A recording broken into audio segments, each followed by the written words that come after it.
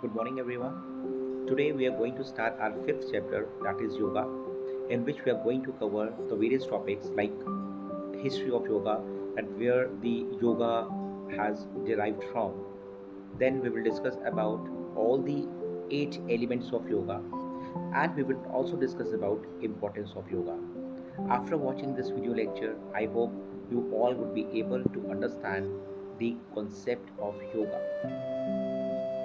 Now, first, if we talk about the history of yoga, actually, the history of yoga is indeed very old, and nothing can be said firmly about the origin of yoga except that it is originated in India because the available evidences and proofs show that history of yoga is related to the Indus Valley civilization, and at that time people used to do yoga. Usually, we depend on secondary sources to know about the history of yoga. On the basis of various cultures and scriptures, we reach the conclusion that yoga was a part of this civilization. Yoga is also mentioned in Mahabharata, Ramayana, and Upanishads. Patanjali also wrote about yoga in 147 BCE, and during this period, yoga had been developed significantly. Even Saint Kabir, Tulsidas, and Surdas had mentioned about yoga in their writings. Yoga is a large part of the Indian culture. Now, if we talk about the meaning of yoga, so yoga is derived from Sanskrit word yuj, which means to unite or to join. Yog is its noun form and means union. It is covered with a union of individual soul with the absolute or divine soul. It is a science of development of an individual consciousness. Yoga is the unification of आत्मा with परमात्मा, जिसको हम ये भी कहते हैं कि आत्मा का परमात्मा से जो एक मिलन है उसको हम योगा कहते हैं. It also means that unification of physical, mental, intellectual, and spiritual aspects of human being. There are few definitions which can be beneficial to understand the meaning of yoga. And according to Patanjali, checking the impulses of mind is yoga. Maharishi Vedvyas said, yoga is attaining the pose. Swami Sampurnanand, he said, yoga is a spiritual Kamdhenu. According to Agam, the knowledge about Shiva and Shakti is yoga. And according to Sri Bharti Krishna Tirth, oneness of man with God is known as yoga. And according to Lord Krishna, who said in Bhagavad Gita, skill in actions or efficiency alone is yoga. So these are the few definitions of yoga. And now let us discuss about the importance of yoga. The first importance of yoga is physical purity. Internal organs of our body can be cleaned by various yogic exercises. Basically, there are three substances in our body: Vat, Pitta, and Kapha. If there is a proper balance of these substances in our body, we may remain healthy. Neti, Dhoti, Noli, Basti, Kapalbhati, Tratak, etc. are yogic exercises or shatkarmas that keep the internal organs of our body in a clean state. For proper cleanliness and purity of our internal organs, we should perform these yogic exercises regularly. Now, there are various diseases which usually hamper the smooth functioning of our body. And yoga not only protects us from many diseases but also cures them. Various yogic exercises increase the immunity power of an individual. If an individual performs yogic exercises regularly, he cannot fall prey to diseases. Vajrasana helps control diabetes. Similarly, a large number of diseases such as bronchitis, sinusitis, arthritis, gastritis, dyspepsia, asthma, high blood pressure, leprosy, hay fever, heart attack, sciatica, menstrual disorders, stress, urinary disorders, back pain, hysteria, etc., can be prevented as well as cured by various yogic exercises. Yoga can also help in reducing tension. It is a well known fact that most of the people remain under stress and tension. They do not get peace anywhere. They feel upset and disturbed in the present day life. They think that money can bring happiness and peace to their life, but it further intensifies their stress and tension. Pratyahar, Dharna, Dhyan play a vital role for restoring peace of mind. Makarasan, Shavasana, Shalbhasan, Suptasan, and Bhujangasana are beneficial for releasing stress and tension.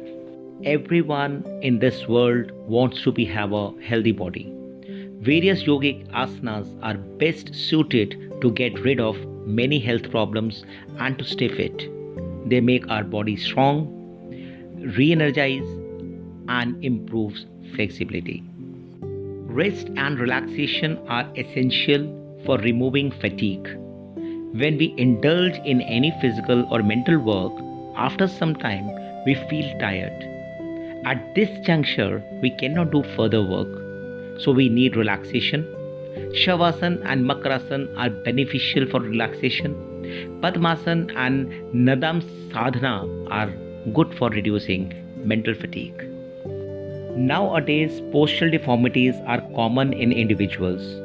Without good posture, they are unable to do their work efficiently. They are not able to enjoy life. They usually put more energy in simple tasks. If we perform yogic asanas regularly, we can maintain the correct posture of our body. Vajrasan, Sarvangasana, Mayurasan, Chakrasan, Bhujangasan, Dhanurasan, etc. are not only preventive asanas but curative also. Through these yogic exercises, we can keep our body in high spirits. In present day life, everybody seems to be in a hurry. Life has become very fast. Every individual complains of shortage of time.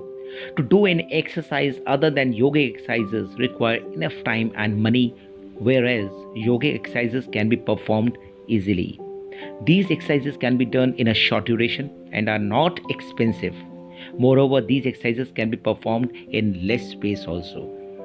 Through yoga, efforts can be made to attain spiritual development.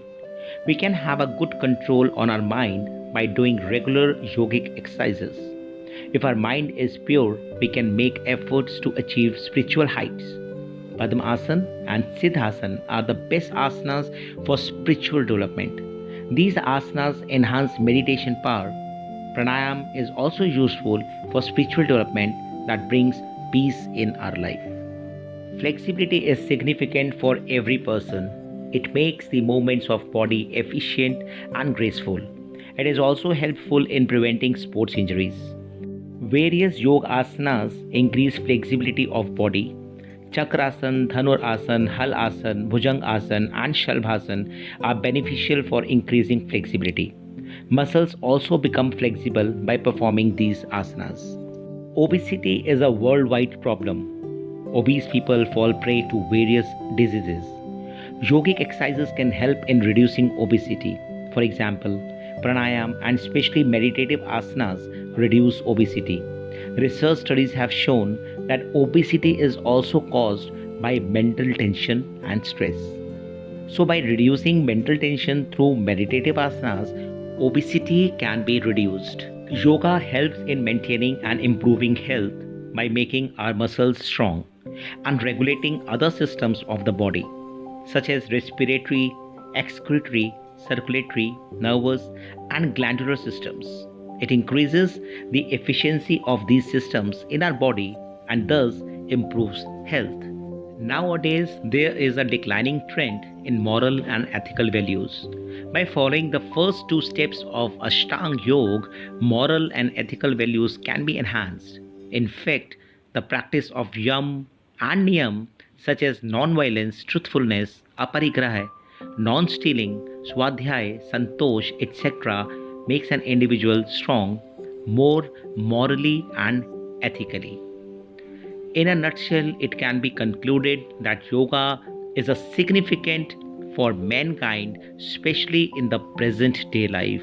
An individual can attain perfect health and can lead a happy, contented, exhilarated, and productive life if he or she performs yogic exercises regularly. Now let us discuss about the very important topic of this chapter, that is elements of yoga, or we also call it Ashtanga Yoga.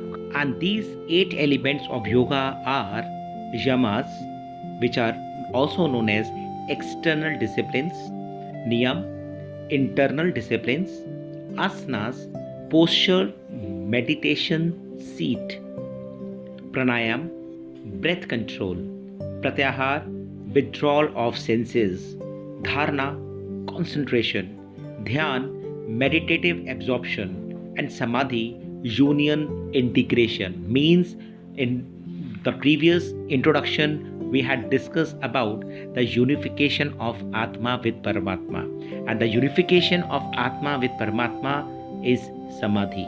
Now let us discuss about all these elements of yoga one by one.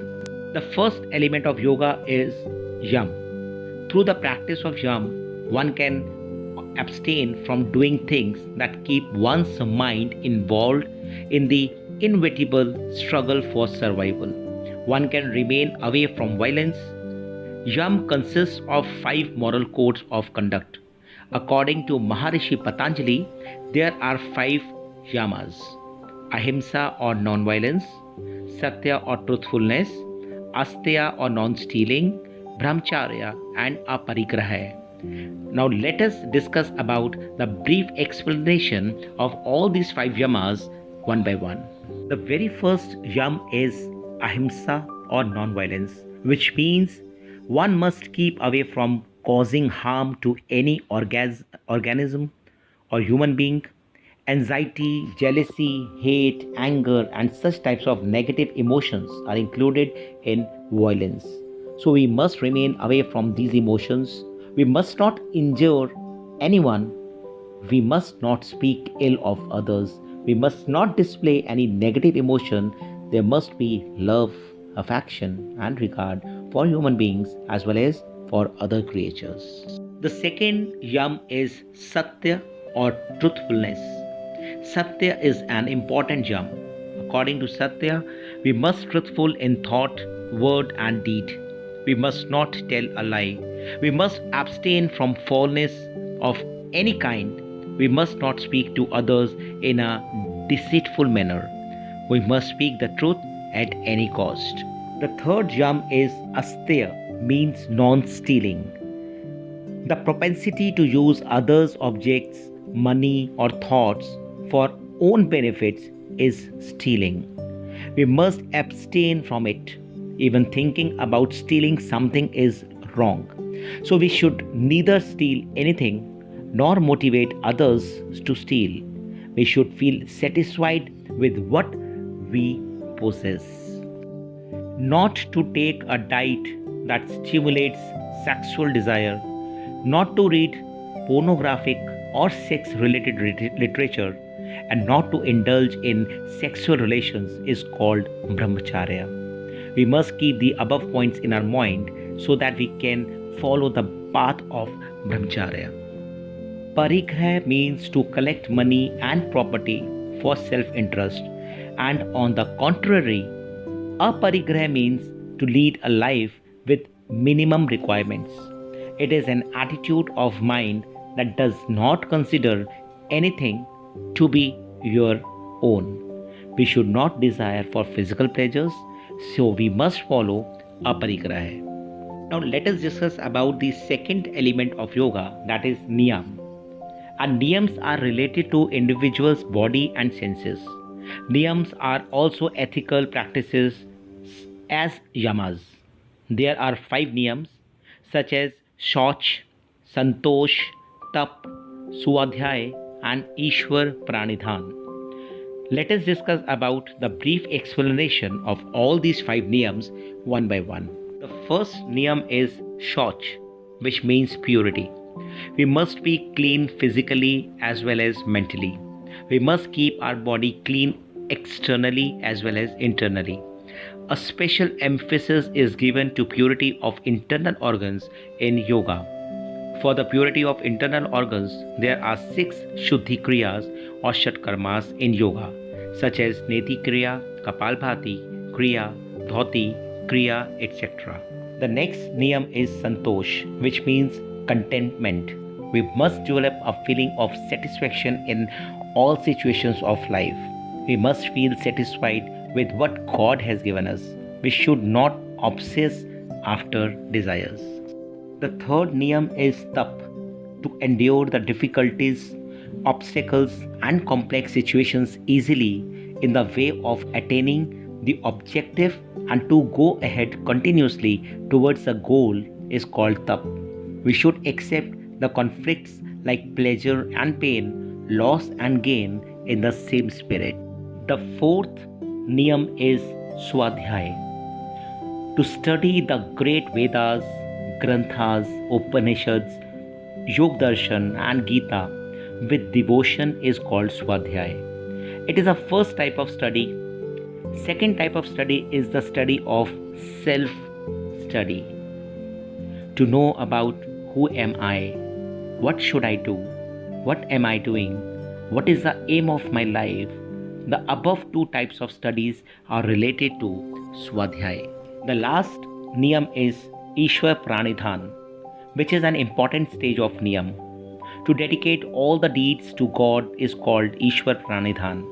In such a stage, a true devotee thinks that whatever facilities and prosperity, such as body, mind, youth, intelligence, position, power, respect, etc., he or she has achieved in life are only due to God's grace. He or she surrenders to God and removes vanity, pride, ego, and other impurities from his or her mind. After niyam, the next element of yoga is asana.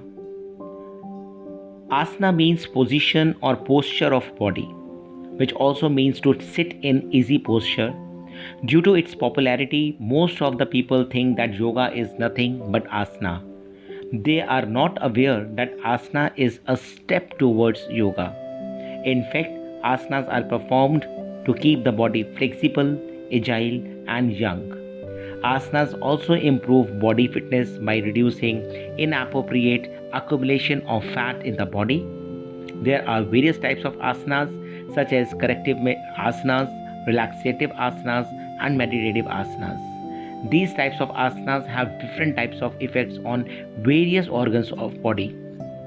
These asanas activate the functions of our various organs, and it can be performed from young age to old age without any problem. Pranayam is the control of the process of breathing, and this is the fourth element of yoga, which means the appropriate control over inhalation and exhalation.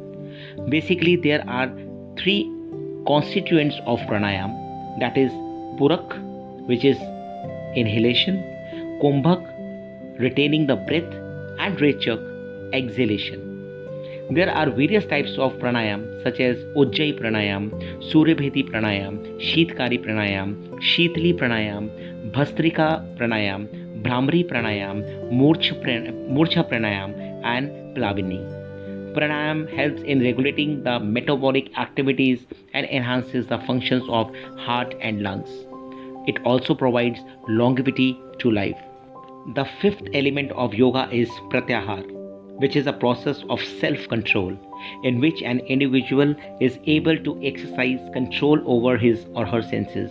Indeed, to control the mind and senses is called Pratyahar. In Pratyahar, the senses no longer respond to the external objects that hinder mental concentration. The attachment of various senses such as words, beauty, touch, taste, smell, etc. diverts the individual from the way of self-welfare.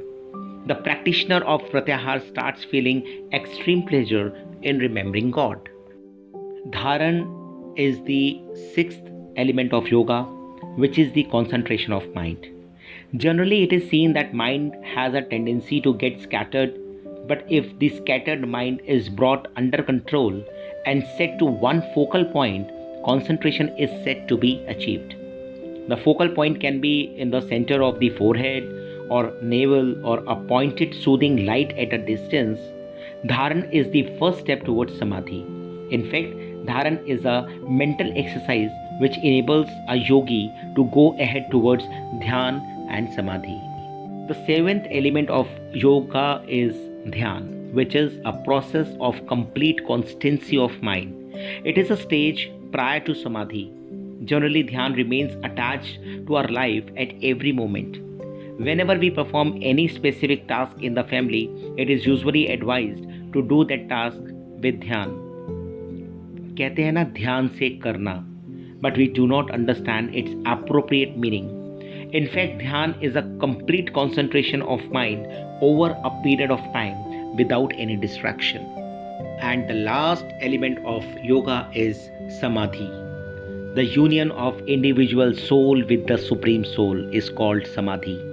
Samadhi is also called the checking or destruction of all the impulses of mind.